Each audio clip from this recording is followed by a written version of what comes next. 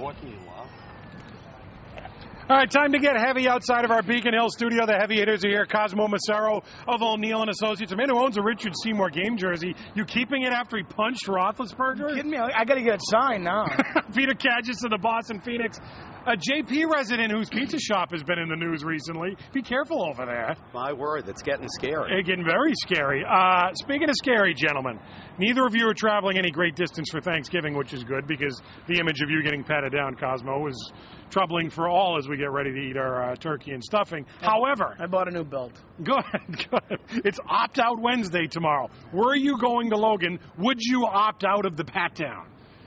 No, I think I would go with the full body scan, which is invasive in its own way, but not nearly as invasive as the pat-down. So again, I see it as civil disobedience, like Peter said last week when we talked about this. It's not really polite to hold up the whole line. So I don't think I'd opt out, but I'd certainly be uncomfortable because I watched that simulated pat-down, and I'll tell you something. That is more than a pat-down. That is a feel-up. I mean, they're all over the place. Up, down, north, south, east, and west. So I want to stay away from it if I can. Peter, opt-out Wednesday. You've got the decision. It's an easy decision. I don't fly. I happen to be with you on this.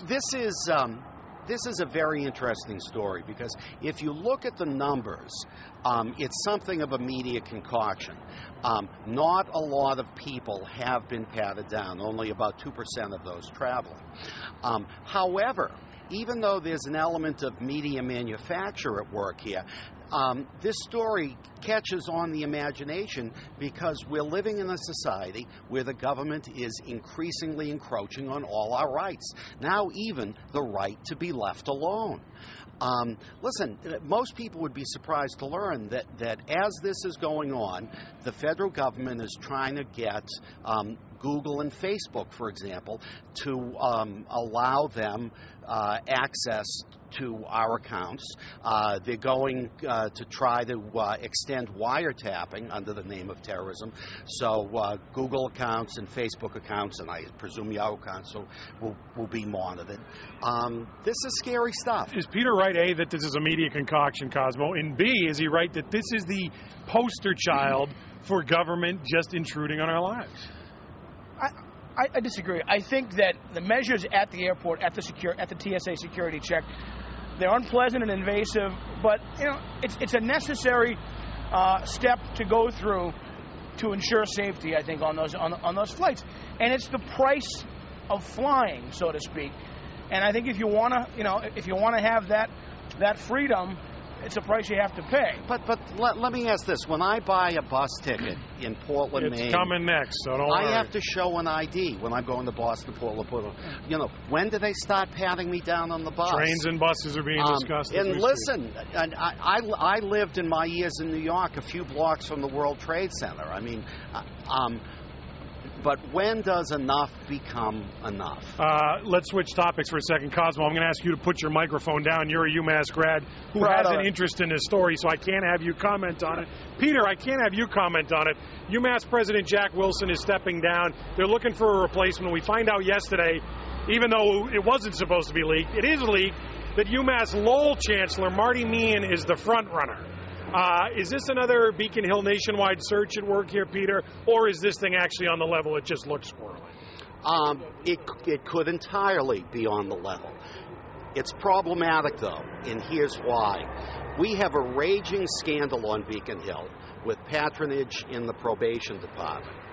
And right now, the university system is one of the few, maybe the only part of state government that isn't rife with corruption and patronage. While Meehan himself may be a splendid candidate, I honestly don't know who's going to fill his job at the University of Lowell. There's rumors that it could be a guy that was on Beacon Hill up until very recently. Who will emerge as being a central figure as this patronage thing unrolls.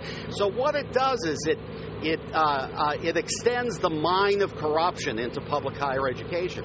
And I'd also ask the governor to consider this. At a time right after the University of Massachusetts was named, one of the top 60 universities in the world, a really wonderful plaudit. Do we want to have the taint of politics, of political scandal involved here? It really has little to do with me and much to do with the corruption up here. Well said. You did right on that. Quickly now, let's talk football, Cosmo, because it's Thanksgiving. Your microphone is back. I'm back. Maynard High School gets 5 kids suspended for drinking over the weekend. They're down to 12 kids. They can't field a team against their Thanksgiving rival, Clinton High, so the game is off. The Clinton High school superintendent says, quote, "I'm extremely disappointed in the Maynard Public Schools. This shouldn't be our problem. They're ticked because they don't have a Thanksgiving game." Oh, make some sense out of this whole thing. Hey, part of me says, the Arlington Spy Ponders Pop Warner team fielded 12 kids against Malden, I think it was, and they were able to play. So you can field a team with 12 or 13 kids, at least at the Pop Warner level. Not very charitable of the Clinton superintendent. Look, they got a problem in Maynard.